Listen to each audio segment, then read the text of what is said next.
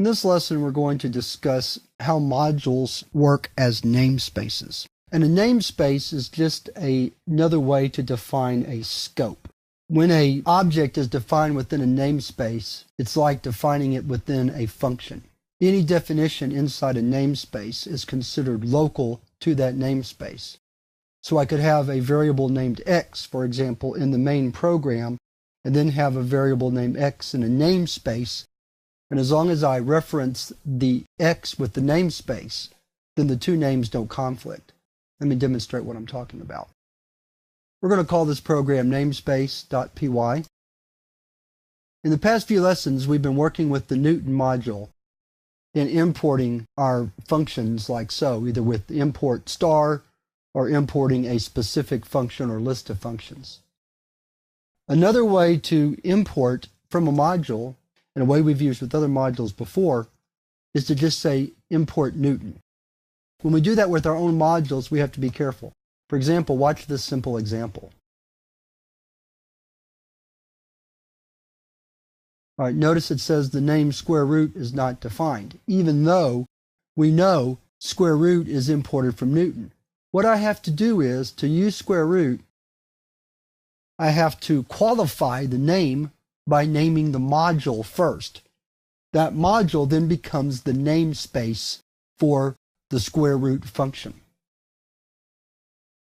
Now let's try it. There we go. So that's why we were using the from Newton import star form of the import statement before, so that we didn't have to qualify it with the module name or the namespace name. But what this does for us, by doing it this way, we could also have other names in our program that we can use that have the same name as a function from Newton. So for example, I can define square as such. Now, normally I would not put a print function in the middle of a function definition, but I'm doing this primarily to separate the two. So now I can call either function, either square function, the function from Newton or the function from the main program, as long as I'm careful about making sure if I want to use the square function from the Newton module that I qualify it with the namespace name Newton. So let me show you an example.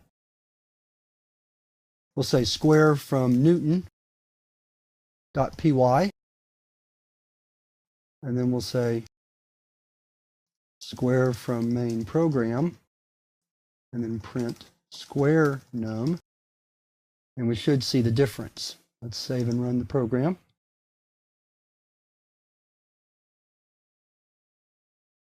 So square from Newton.py just prints 144, 12 squared.